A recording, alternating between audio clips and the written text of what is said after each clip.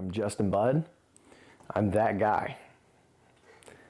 I'm originally from Poolesville, Maryland, and I moved to Oklahoma in 2016, 2017 for college, and I ended up in Tulsa by God's will, plan, and grace. Listen, first the fat boys break up. Now every day I wake up, somebody got a problem with hope.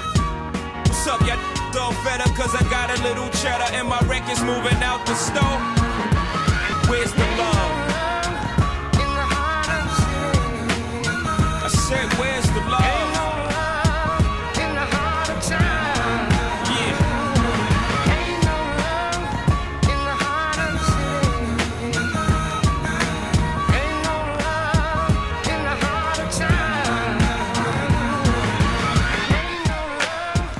So the first time I stepped into an MMA facility would have been in about 2015. It was at Bauer House MMA in Frederick with Chris Bauer.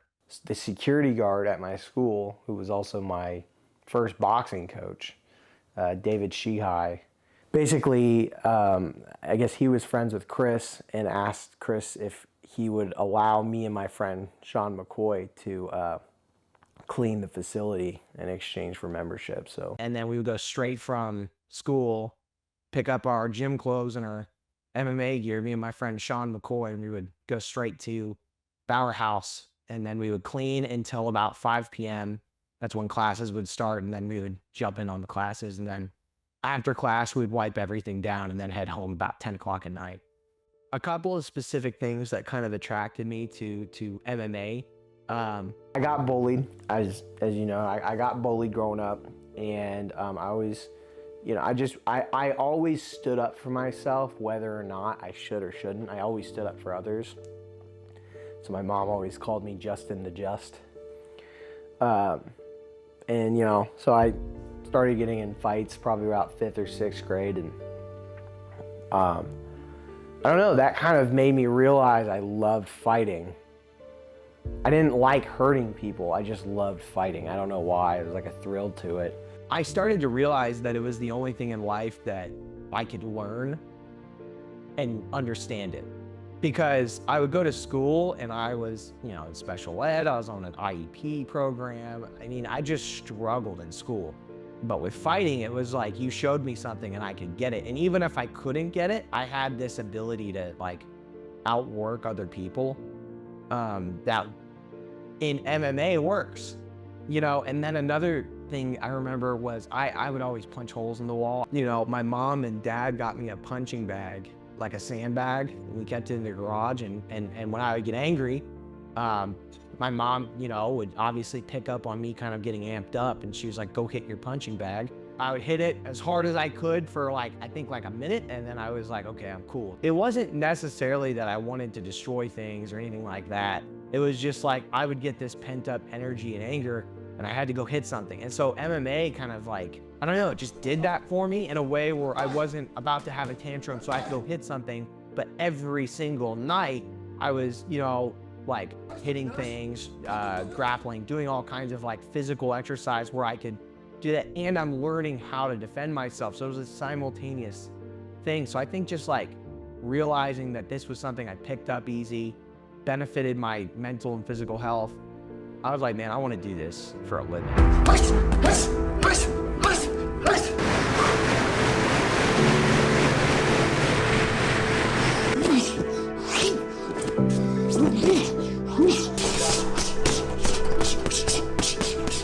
So as an amateur, I ended my amateur career with 10 wins and 2 losses.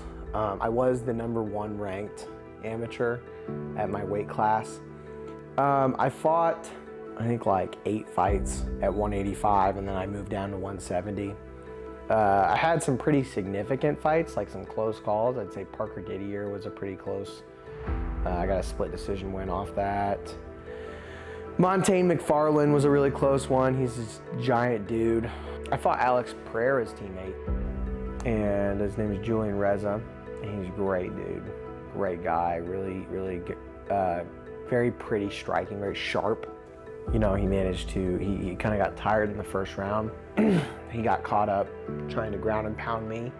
I ended up taking him out in the second. Tonight he's making his professional debut, representing Strike Martial Arts Academy and fighting out of Tulsa, Oklahoma, Justin Captain America Bud. When it came to the my pro debut, you know, there was this almost like a lack of confidence because I could no longer use the lack of experience against them.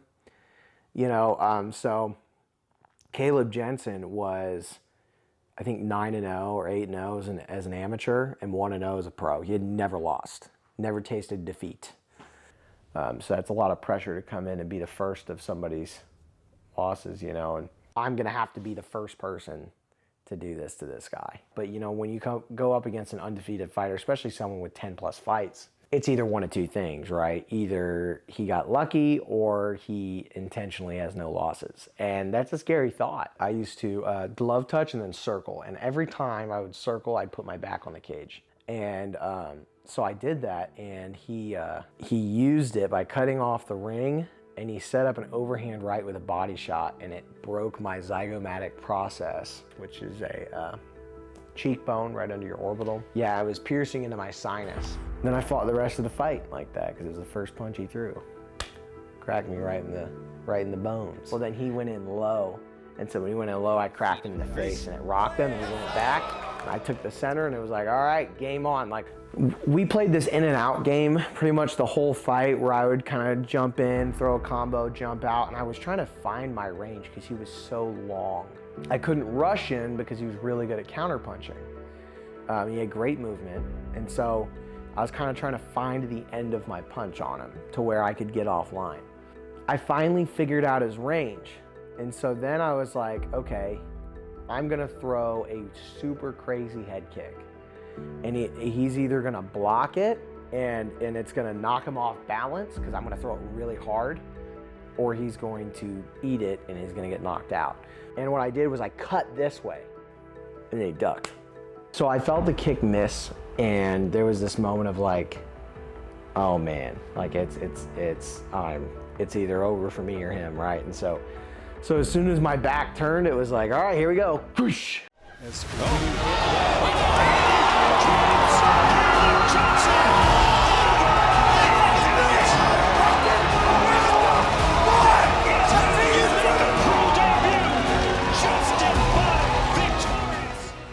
It connected, and my arm, that shot up my arm, I knew it was broken.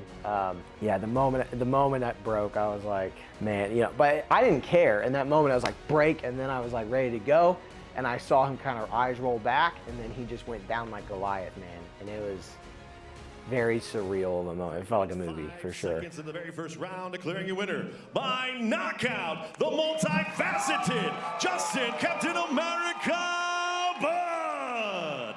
And so when we went to the tables, it was actually Josh Chiamata, who trains with us, that let me know, like, hey, you know, we got, like, dude, you're viral, like, check this out on Twitter. And I was like, whoa, you know, and so would I change anything? No, I believe that God has a plan, and he uses all of your bad for good later.